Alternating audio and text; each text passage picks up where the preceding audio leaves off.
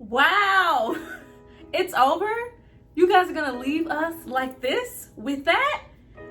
I can't say I'm mad at it. Was it all a dream? I low-key felt like it was.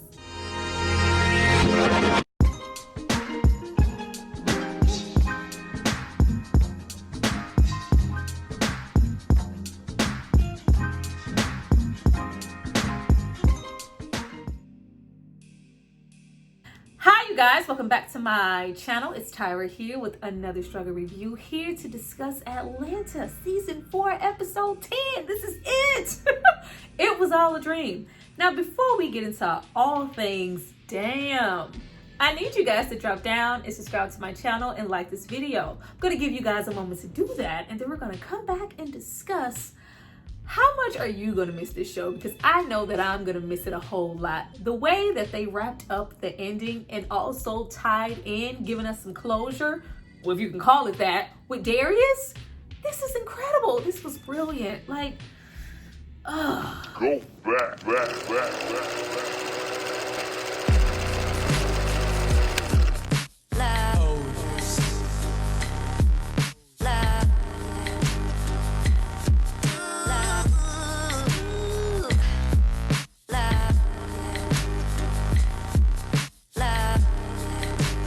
Go back. Now that you guys have hopefully subscribed to see more of me, let's get into this episode. Now, I already knew from jump that this episode was up to something when we open in Al's place, but we have this ethereal, tranquil, like this entranced as music playing. It just felt like some type of dream sequence. Not to mention that we already pretty much have Darius under. He is blocking everybody out in the living room at that moment. He can't hear anything because he's listening to music, all while we have Al and Ern eyeing the Popeye's chicken commercial like, ooh, I'm gonna get me one of those sandwiches. All while we have Darius listening to Kanye West, lift yourself up on your feet to get where you belong. We got to strive. I was like, oh, they finna play with us this episode. Not lift yourself up as a people. We have to strive for more with the backdrop of a Popeye's chicken commercial. I knew we was in for trouble. Like, as soon as I saw the man two-stepping, breading that goddamn chicken, I was two-stepping with his ass going, love that chicken from Popeyes. I was like, oh, we finna get into black people, consumerism, and Popeyes, and us eating that goddamn chicken, acting like that lady made it herself just because we saw her in the commercial. Oh, don't come for us. We've always known deep down that lady in that commercial did not make the chicken and she did not make the recipe. But the marketing, putting that black face there, makes us feel better and makes us feel like she did. They've been doing it with Uncle Ben and Ain't Your Mama. We had a whole riot when they decided to take her off the box. But we are very happy with them using, black likeness, that Ain't Your Mama warmness, that mamminess, oh yes a boss, to sell us some goddamn pancakes and serving chicken. Oh, we ain't shit. Though it's completely politically incorrect, there is some comfort brought to everybody, not just black people, to see that happy face on a box or on a commercial. It's something real sick about that. Now, as soon as I heard the words sensory deprivation chamber, first I thought about Tales from the Hood and Crazy K, because it's me. Then I thought of 11's ass and Stranger Things, because it's me. And then I thought of how many places we could have been and gone with Darius, anybody, and we could have just been in Darius' mind, and he could have just been in this chamber, and we wouldn't have been the wiser. Sensory deprivation, we could go anywhere. It's all about what you are able to dream of and the concepts that are within your own mind. Of course, we have Darius here presenting it mostly to Ern and Al, like, hey, this has helped me a lot. It's brought me, tranquility, peace. It's been helping me. Like, you guys should try it. Of course, they like, no, get the hell out of here. The moment that we have Ern tell him, don't eat too much, we're linking up later for food with Van, do you need a ride? The do you need a ride like kind of stopped me in my tracks in the way that it wouldn't have before, because after everything that they have been through, all the places that they have been, all the things that they have seen, Darius still doesn't have his own anything, and I mean anything. But watching all the episodes previous and Darius just being Darius, he's never quite fit in. He's always been, a bit out there, a bit off the grid. So we would just figure that, hey, he just doesn't aspire to, those materialistic type of things and want to have, he's just kind of there as a tag along. And, we go on these escapades with him that always turn into these full-blown adventures. We don't know what to expect. It's going to be, out there, outlandish, just something completely surreal. But we expect it just because it's Darius. The episode here put things into a totally different perspective for us to go, hey, was this all just Darius, or was this just some type of sensory deprivation thing that was always just strictly going on in his mind? Mind you, when the episode opens, he is watching Judge Judy. It really brings into question what's been real and what's been fake this entire time. Even though we've had, our moments with Darius and it's just like, oh my God, that is outlandish. That wouldn't happen in real life. What is going on? This is crazy. This is Atlanta. We haven't had those moments strictly with Darius. We have had those moments with pretty much everybody. So was, everything real or was everything fake? Was it half and half? Was some things real or was this just Darius, subconscious, his thought, the sensory deprivation, or, his mental state, period, bleeding over into the other friends, the characters in the show? I'm so confused. Turning this episode of Atlanta into Inception, I'm not going to say that it ruins everything, but it brings everything into question.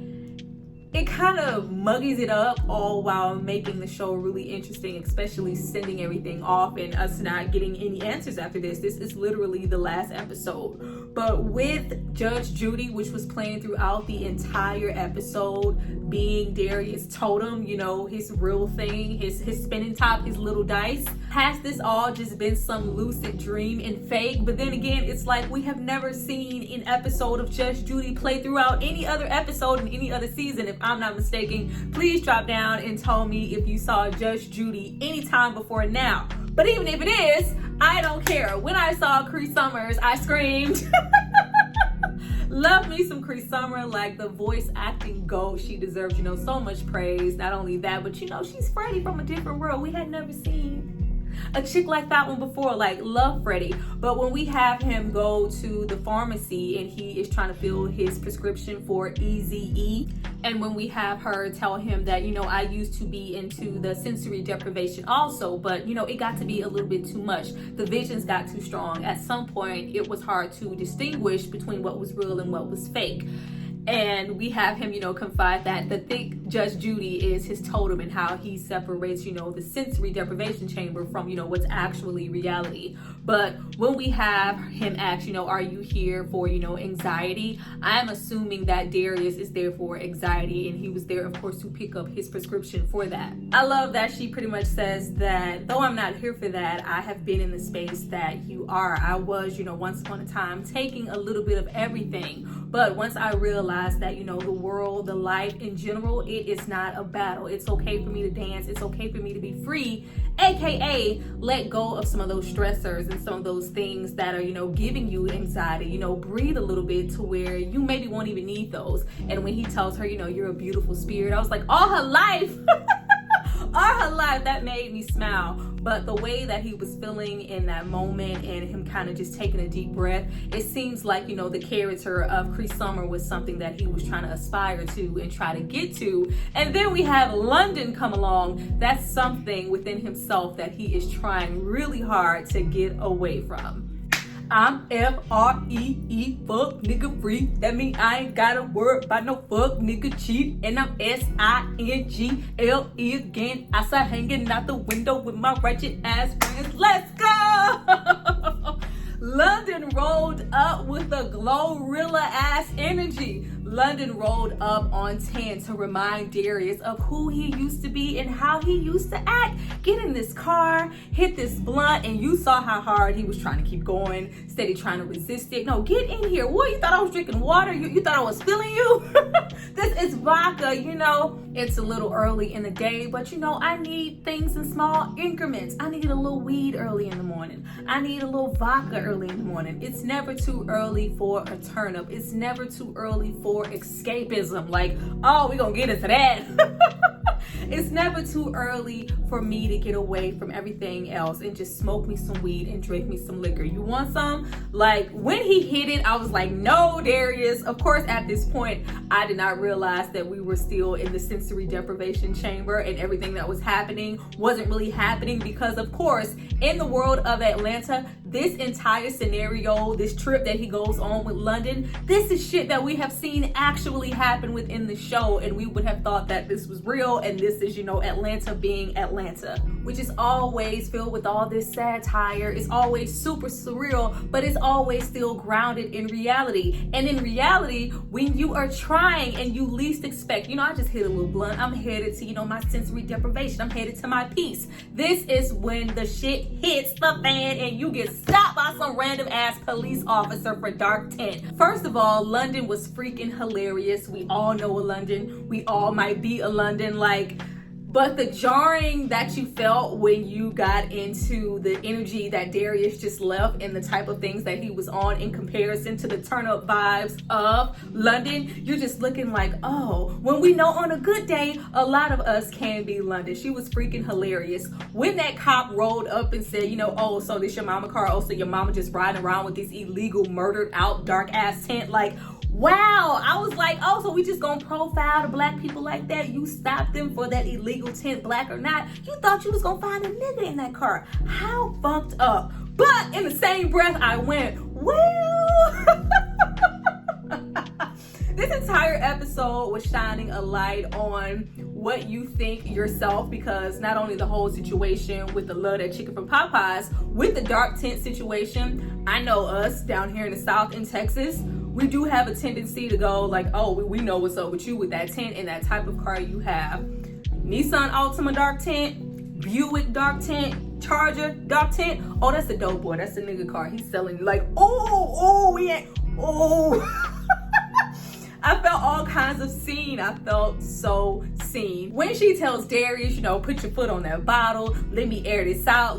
We have seen or probably been in these scenarios, and it's just like, what vodka? If it was vodka, would I do this? I was like, oh, y'all about to go to jail. First of all, we are drinking to no end. When she got out and did the whole sobriety test and she went like this, it was like walk the straight line, and she hit this, I was like, okay. The moment I knew that he was in the sensory deprivation chamber is when she was doing the sobriety test and he goes, how many seasons of Homeboys Out of Space were there? I was like, okay, this is absolutely fake. When we have Darius in disbelief, like, oh my goodness, I can't believe she made it out of this situation, and she decides to snatch the gun, try to speed off, hit a pedestrian, it looked like a kid that was on a bike and ran off and said, this is all your fault. I was like, all right, this is unreal. And I still knew that we were in unreal territory when we have him wake up the first time and we're gonna get some tea. Go sit in the tea room, wait for the tea. I'm gonna make you some tea, put some tea in your tea in the tea room because it's the tea. You know what I'm teeing? Excuse me? Excuse me. When we have Darius sit down amongst the three women and it's just like, hey, I do this, it's tranquil, these illusions, it brings me peace, and they are just laughing hysterically. And our favorite room is the tea room. It's all about the tea. We love the tea here. And it's just like, what the hell? Darius don't drink that tea. When we have the Spike Lee wake up moment, we have the School Days wake up, wake up, get up. That's when I cut just to who Darius has been this entire time. Leave this visionary healing center to those three white women.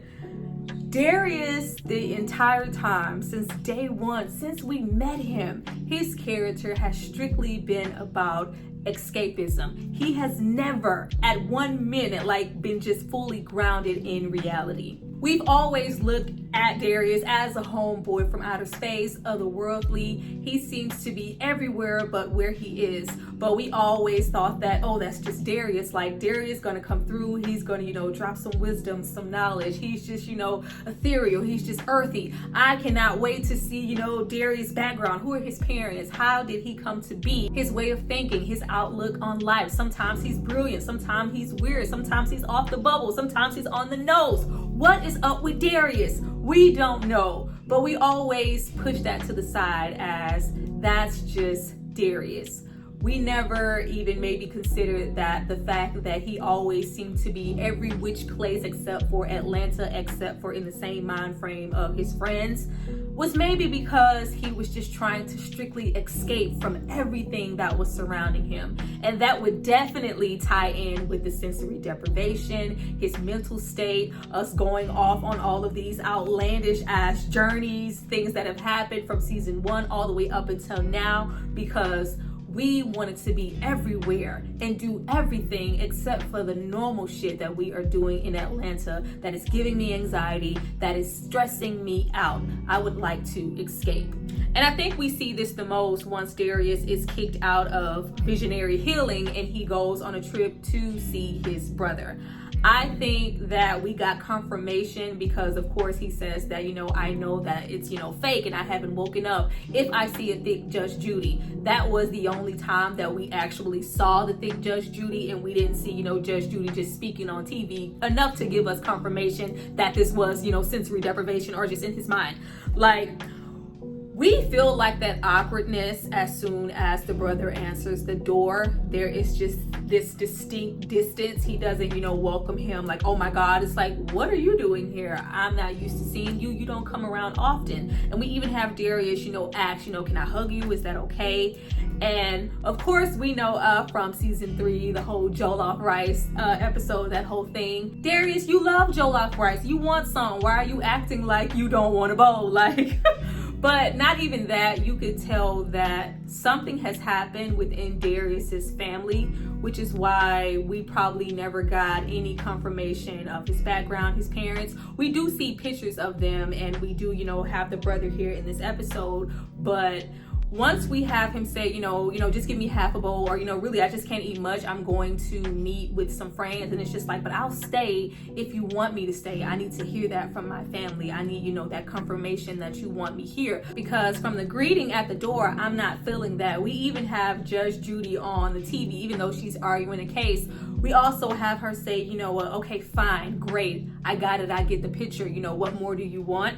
We have Darius, as soon as he gets there, from the time that he enters the apartment, from the time that he sees thick Judge Judy, he is pretty much on the brink of tears. And we have the brother go off to, fix him half a bowl of jollof. And he says, I miss you, man. And he's looking at the pictures. Clearly, he misses his family. They did not give us any real definite answers as far as what exactly has happened, but we do know that something has occurred to where Darius has been estranged from his family for quite some time. We don't know what happened, but the response that Darius gets when it's like, I just need confirmation. If you want me to stay, I'll stay. And he goes, I don't want you here. Why would I want you here? I don't need you in here. I want you out there. Go see your people. It was just kind of like a cast off. And of course, he, wakes up and he's still in the chamber yet again, like you've been in here for 35 minutes. What? He is still, steady waking up repeatedly. But just for that to be in his subconscious anywhere lets us know that something has happened. And this entire time, Darius has been dealing with something with his family that he's been running away from or, been outcast from. And it's been affecting him this entire time.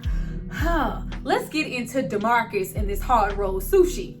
Now, there were multiple things to take away from DeMarcus hard roll sushi. Let's get into being Black and supporting Black-owned up-and-coming businesses. First of all, there is always this definite pressure to support a business strictly because you're Black, I'm Black, why wouldn't you support me? Why go and spend your money and, lift up the next business that's most definitely likely not Black owned and not support your own? While at the same time, not all, but a lot of these businesses are truly subpar. Let's take DeMarcus Hard Roll Sushi, for example. I knew we were up to something just strictly with the structure of the establishment. Why would I want to have to climb into something to dine? That whole setup with Al sliding out and sliding in, getting up, scooting, this is just completely unconventional, probably unsafe. It makes no sense. I love the whole valet parking, I'm going to park my own car and give you my keys and pay. What am I paying for? that whole element, like when he brought out the warm towels to, cleanse them, and they were all, mismatched, I was like, oh man. We are not only selling sushi, but we're selling headscarves, hot Cheetos, hug juices, Carmex, toilet tissue, candy, do-rag, wave brushes. We have a little bit of everything in this restaurant. The bathroom isn't even in the establishment. It's a couple of paces down. Here's the key. I love when he asks, how was the bathroom, sir? And Al goes, fart, nigga.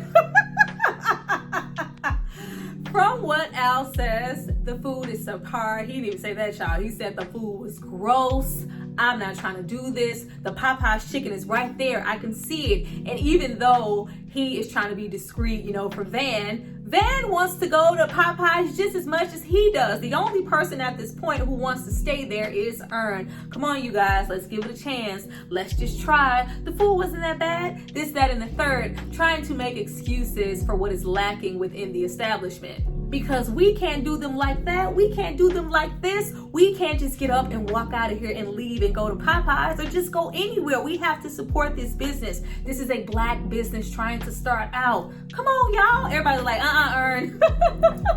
In actuality, we should be able to still have expectations, even if it is a Black-owned business. Nobody should be afforded to be late all the time or be closed that have, subpar product or have quality lacking overall in general just because they are Black. Now, at the same time, when we have Al go, oh, this used to be a Blockbuster, and we see the neighborhood that they are in, a lot of times, if it was a different business and it was owned by somebody who wasn't Black, it will be looked at, oh my God, look at this gentrification. This used to be a Blockbuster. This used to be, Mama's Soul Food Kitchen. Now it's bought up, by somebody else, and they are opening up this Japanese restaurant in this, Black neighborhood. Why can't, we have a Black business? Here it is, we have one. Even though, we maybe wasn't just feeling the food because it was gross, or were we just lingering and lusting after the Popeyes across the street? The world may never know. I don't know. They're talking about the corn was in the rice. I was like, yellow corn and white rice? What are you talking about? But at the same time, it's earned like, what? Hey, this is a different type of business. This is, a mix. They're trying to do something different. Child, when the waiter came over to the table and said, can I interest you in, some hot white Hennessy? I was like, wow, not sake?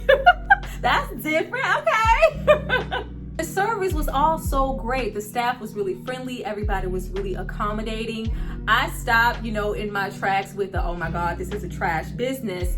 Not only once I saw how accommodating the staff was, DeMarcus is really happy to have you guys. But once we have them acknowledge the fact like, oh my God, this is, a sushi restaurant, and we got old boy back there rolling up the sushi with his bare hands. That's when I was like, okay. If you frequent traditional Japanese restaurants, it is very normal for food to be served, cooked, rolled up, chopped with the chef using his bare hands. And for a lot of sushi, a lot of raw fish to be served at room temperature. But here we have Van, as well as everybody else, worried about cross-contamination. He back there rolling up stuff with his hands. This fish feels a little, like this could be some whole food poisoning. We need to get out of here. We aren't eating it. But if another race was there cooking that same fish, rolling up that sushi roll that same way, probably giving that same service, we would be more accommodating instead of instantly assuming that these people don't know what they're doing. They don't know how to cook, Japanese cuisine properly. These are Black people. This is a Black establishment. Let's get out of here and get some Popeye's chicken. The way that Al was just itching for that Popeye's across the street, like that goes into, product placement, the way that things play in your mind, seeing something, that repetition that you get from TV, love that chicken from Popeyes. Like, I know what I'm getting over there. I'm willing to support that business even though it's not Black owned. Like, I'm gonna get some hot sauce and I'm gonna get some chicken. I'm gonna get a chicken sandwich. Like, when DeMarcus came from the back and told them, like, when it's beneficial and there is time of, feeling that Black nationalism and you guys are in your body, when you went to go see Queen and Slim and when you went to go see Wakanda Forever, this place was filled But any other time, I can barely get people in here. And even when I did, like that time, nobody wanted to eat the blowfish. When he said, you know, all the Yelp reviews said, this nigga's serving poisonous fish. Like, I fell out because no doubt if a Japanese man probably brought out that same delicacy and told you, oh, this is, you know, this is something rare to have, like this is a great opportunity, no doubt they would have tasted that fish. But just because it's me, just because it's DeMarcus, you do not want to eat it. Like, I love the way that we are closing, pretty much the way that we open. Big Bang episode 1, when we had goddamn Ern on that bus and he is talking about, you know, I feel like I'm just losing, I feel like I can't win, and we have that same bean pie brother on the bus telling him, nigga, bite this sandwich. Like, he came out with that bow tie and with that exact same energy for the last episode, and I loved it. Once again, trying to make them eat that fish, all while holding a mirror up to the entire dining situation and the entire life experience of not trusting this establishment, not trusting each other solely because we're Black. You never wanted to, you know, bask in this experience. You have been trying to get across the street to that Popeye's chicken. He said, cold chicken. I was like, oh, Lord. You have been trying to get across the street since you got here. It's been embedded in us from the beginning to not trust and not support each other. When he said, don't trust a New York nigga, they about to hit a lick. Don't trust a Chi-Town nigga, you know they shady. Don't trust this nigga, you know they slimy. I was like, oh. Oh, it was a little too much self-reflection in this episode to where I feel like anybody who was watching it could say, you know, I've done that. I've said that. I've seen this. Like, it's not okay. I was told no matter the location, if the sushi was good, if the service was good, you know, the people would come, the people would support, but not if you're a nigga named DeMarcus. Like, he was so mad and so hostile when he did that crazy laugh and said, what's wrong, brother? You need some hot sauce to eat this blowfish, and let out that maniacal ass. I was like, okay, y'all run. Freaking run. But when he goes, you know, that's, you know, the future, and we see the 3 young guys coming out, it looked like they were doing, you know, some type of TikTok, some type of TikTok viral moment, you know, hugging the ground, eating a goddamn sandwich, like all of this buffoonery across the street. But it's like, you know, that is where you are rushing to go. That is what you are rushing to go support. This non-Black owned business that continues to play in your face with this Black aesthetic and serve it up with some goddamn hot sauce. Like, oh, this is when I knew, like, okay, I don't feel like anything has been real this entire time. The entire time while we have them there and we have Darius doing what he's doing, and he's supposed to be on his way there, and we have Ern send him a text message while he is, you know, talking to his brother, and it says, are you coming? And when we have them, you know, at that heightened tension, when he goes, lock the door, I was like, okay. But we have Darius run in and save the day and go, hey, everybody, y'all leave. Go get in my pink Maserati. I was like, all right, so we're in a pink Maserati. We're speeding off. We're doing donuts. And there just happens to be a gang of Popeyes for everybody sitting in the seats. I feel like Darius has been using the click, been using, you know, the mental state, the sensory deprivation this entire time as a getaway. And I really question if anything was ever real here. With Darius being so much into escapism, the whole text message, you know, are you coming? Or him kind of choosing that situation with his brother, you know, I can't stay, I have somewhere I have to be. And the brother saying, you know, go, we don't need you here. Go with your people. Like, I feel like that's something that he's choosing to do, to run away from whatever's really going on in his mind or in his family in real life. And that's the real reason why we never really knew anything about Darius up until this point. I love that we pretty much end off this episode with them all smoking together, something that we knew them to do season 1 when they had nothing. But when it's just like, mind you, the zebra print is not only on the seat covers in the Maserati, but we have on zebra print pants. And it's like, you know, where did you get the car? It's just like, well, you know, I just took it out of LA, but you know, it doesn't matter. I'm still, you know, in the sensory deprivation. None of this is real. And it's just like, no, this is real. We're here. We've always been here. We're your friends. You could get locked up, but we have him just pretty much kind of write it off because he knows finally this isn't necessarily real. I love how we have them end off how they started. We started off with them continuing to, smoke weed as a clique. Then, you're the one who rolls up. And even though we have them saying, hey, this is real, you have him saying, no, this isn't real. This is, maybe this is my dream. Maybe it always has been. And it really just makes you think about, what if everything this entire time has been Darius's dreams? A lot of time that we have spent with them has been a bunch of what if moments. What if Paperboy became, this infamous, proclaimed rich rapper? What if Earn was his manager and he happened to have all the money in the world? Because, when we meet Earn, he is just consumed with not having much. Like, what if this has all been unreal and made up in his head? And we kind of linger off with that confirmation of, the totem, the Judge Judy, but they don't let us see whether it's the thick Judge Judy or not. And I really don't think it matters. With, the sensation that came over Darius's face, I really feel like he saw the thick Judge Judy, and this has all been fake. All of the older renowned shows had a tendency to do this. The show St. Elsewhere, it was never, a real hospital. This was a hospital inside of, this snow globe this whole time. So I think it's really notable in really Atlanta fashion to do something like this, and I'm not bothered by it at all. I love the riddle of, hey, was this real or wasn't it? It leaves off on the note that it's always left off on. It gives the audience a whole lot to distinguish, a whole lot to talk about, a whole lot to linger on, way down the line to come, to try to give breakdowns, because especially, knowing that we're not ever going to get anything else. Like, can we have, a Bankhead or something? Like, can we get, something?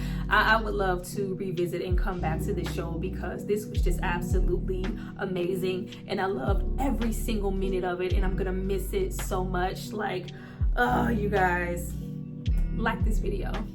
Well, you guys, that was my review for Atlanta. Like, I don't even want to say it because this is like it. Season 4, episode 10. It was all a dream, and I feel like it was. I do feel like it was all a dream. I'm really interested to know what you guys thought about this episode. It is so much to talk about. There should not be a dry comment section whatsoever below because there's just so much to unpack. I want to know if you agree with me, if you disagree with me, what you took away, what are your thoughts. I'm so interested to read them. Make it good because we ain't gonna have nothing to talk about next week. But I thank you guys so much for watching this video. I see you guys next time. Be sure to share, like, subscribe, all that good stuff because it helps me out. Make this video go up, I see you guys next time. Bye.